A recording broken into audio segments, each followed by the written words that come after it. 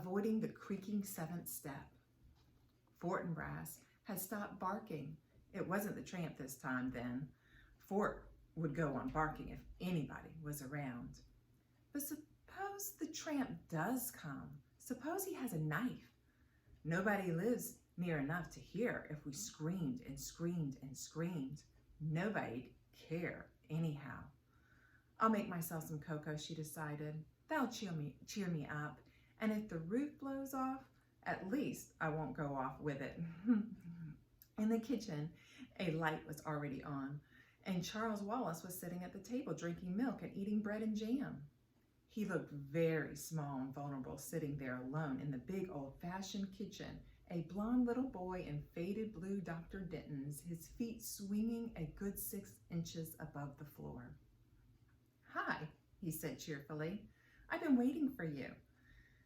For under the table, where he was lying at Charles Wallace's feet, hoping for a crumb or two, Fortin Brass raised his slender dark head in greeting to Meg, and his tail thumped against the floor. Fortin Brass had arrived on their doorstep, a half-grown puppy, scrawny and abandoned, one winter night. He was, Meg's father had decided, part Llewellyn setter and part greyhound, and he had a slender, dark beauty that was all his own. "Why didn't you come up to the attic?" Meg asked her brother, speaking as though he were at least her own age. I've been scared stiff." "Okay, Shelby, let them pass." She's protective like Fortin Brass. "Too windy up in the attic of yours," the little boy said. "I knew you'd be down. I put some milk on the stove for you. It ought to be hot by now." How did Charles Wallace always know about her? How could he always tell? He never knew or seemed to care what Dennis or Sandy were thinking. It was his mother's mind and Meg's that he probed with frightening accuracy. So they're using the word probed to mean examine here. Was it because people were a little afraid of him that they whispered about the Murray's youngest child, who was rumored to be not quite bright? I've heard that clever people often have subnormal children. Now, clever here, if you're not used to knowing exactly what that means, you can kind of figure out they might mean smart, and it's quick to make decisions or to learn and apply ideas, quick to learn things. Meg had once overheard the two boys seemed to be nice, regular children, but the unattractive girl and the baby boy certainly aren't all there. It was true that Charles Wallace seldom spoke when anybody was around, so that people thought he'd never learned to talk.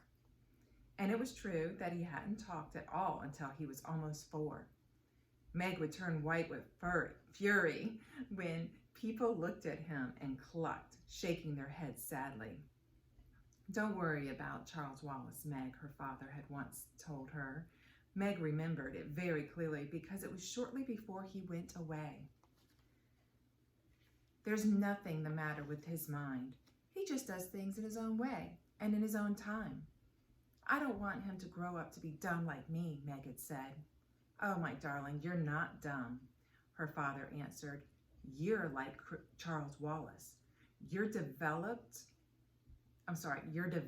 has to go at its own pace. It just doesn't happen to be the usual pace." "How do you know?" Meg had demanded. "How do you know I'm not dumb? Isn't it just because you love me?" "I love you, but that's not what tells me. Mother and I have given you a number of tests, you know." Yes, that was true. Meg had realized that some of the games her parents played with her were tests of some kind, and that there had been more for her and Charles Wallace than for the twins. IQ tests, you mean? Yes, some of them. Is my IQ okay? More than okay. What is it? That I'm not going to tell you, but it assures me that both you and Charles Wallace will be able to do pretty much whatever you like when you grow up to yourselves. You just wait till Charles Wallace starts to talk. You'll see.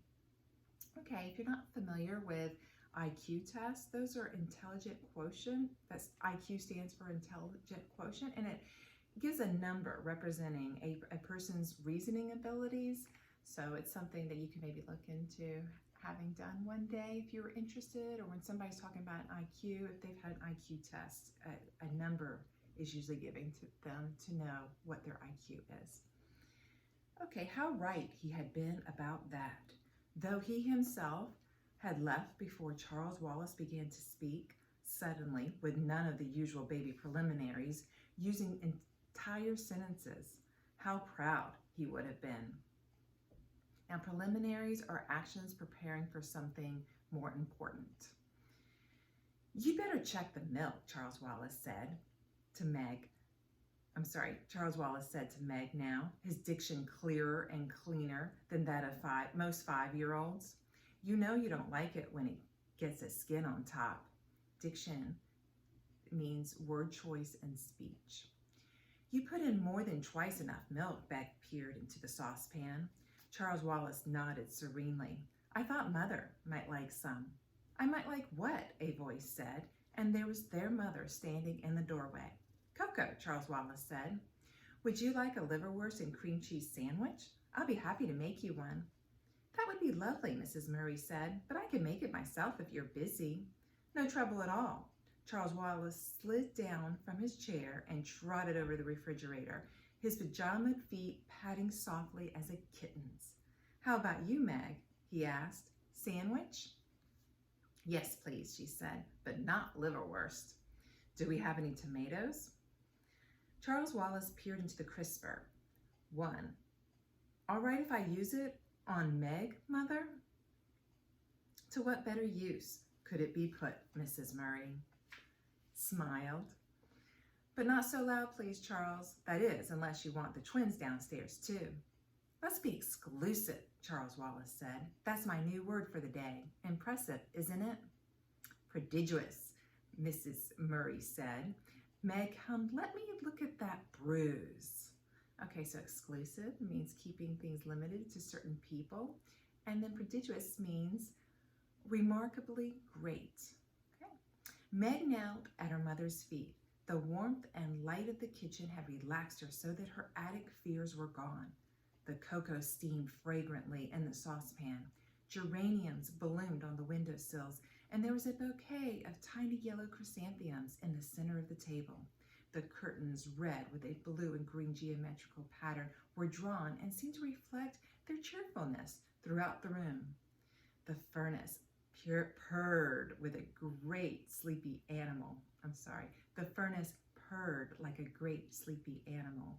The lights glowed with steady radiance. Outside, alone in the dark, the wind still battered against the house, but the angry power that had frightened Meg while she was alone in the attic was subdued by the familiar comfort of the kitchen. Underneath Mrs. Murray's chair, Fortin Brass let out a contented sigh. And do you notice how a little shift in the atmosphere and the tone, lots of beautiful things and everything's cheerful as the mother walks into the room? You can tell how everybody's more calm because of it. After hearing about a storm brewing, it definitely makes a big change in the mood. And I wanted to also point out the sentence, the furnace purred like a great sleepy animal. Here they're using furnace. Furnace is a heater. And then it's also, they're saying like a great sleepy animal. That's a simile comparing two things. But it's interesting because furnace, purred, is almost a form of personification. It's making furnace like an animal.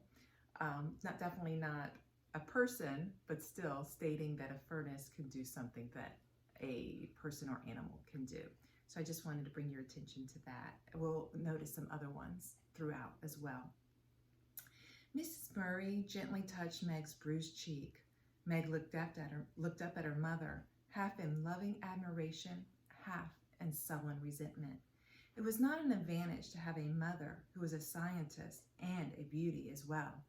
Mrs. Murray's flaming red hair, creamy skin, and violet eyes with long dark lashes seemed even more spectacular in comparison with Meg's outrageous plainness. Meg's hair had been passable as long as she wore it tidily in braids. When she went into high school, it was cut, and now she and her mother struggled with putting it up. but one side would come out curly and the other side straight, so that she looked even plainer than before. "You don't know the meaning of moderation, do you, my darling?" Mrs. Murray asked. "A happy medium is something I wonder if you'll ever learn." "That's a nasty bruise the Henderson boy gave you. By the way, shortly after you'd gone to bed, his mother called up to complain about how badly you'd hurt him. I told her that since he's a year older and at least 25 pounds heavier than you are, I thought I was the one who ought to be doing the complaining. But she seemed to think it was all your fault." "I suppose that depends on how you look at it," Meg said. "Usually, no matter what happens, people think it's my fault, even if I have nothing to do with it at all. But I'm sorry I tried to fight him. It's just been an awful week, and I'm full of bad feelings." Mrs. Murray stroked Meg's shaggy head. "Do you know why?" "I hate being an oddball," Meg said. "It's hard on Sandy and Dennis, too. I don't know if they're really like everybody else or if they're just able to pretend they are. I try to pretend, but it isn't any help. You're much too straightforward to be able to pretend to be what you aren't," Mrs. Murray said. "I'm sorry, Meglet. Maybe if Father were here, he could help you, but I don't think I can do anything till you've managed to plow through some more time. Then things will be easier for you. But that isn't much help right now, is it? Maybe if I weren't so repulsive looking, maybe if I were pretty like you." "Mother's not a bit pretty. She's beautiful," Charles Wallace announced, slicing liverwurst. "Therefore, I bet she was awful at your age." "How right you are," Mrs. Murray said. "Just give yourself time, Meg." "Lettuce on your sandwich, Mother?" Charles Wallace asked. "No, thanks." He cut the sandwich into sections, put it on a plate, and set it in front of his mother. "Yours will be along in just a minute, Meg. I think I'll talk to Mrs. Whatsit about you." "Who's Mrs. Whatsit?" Meg asked. "I think I want to be exclusive about her for a while," Charles Wallace said. "Onion salt?" "Yes, please, Mrs. Whatsit." "What's Mrs. Whatsit stand for?" Mrs. Murray asked. "That's her name," Charles Wallace answered.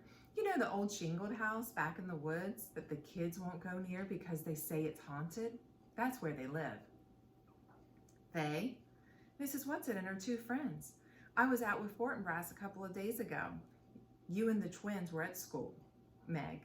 We like to walk in the woods, and suddenly he took off after a squirrel and I took off after him, and we ended up by the haunted house. So I met them by accident, as you might say." "But nobody lives there," Meg said. "Mrs. Whatsit and her friends do. They're very enjoyable." "Why didn't you tell me about it before?" Mrs. Murray asked. "And you know you're not supposed to go off our property without permission, Charles." "I know," Charles said. "That's one reason I didn't tell you. I just rushed off after Fortin Brass without thinking, and then I decided, well, I better save them for an emergency anyhow." A fresh gust of wind took the wind and shook it, and suddenly the rain began to lash against the windows. "I don't think I like this wind," Meg said nervously. "We'll lose some shingles off the roof, that's certain."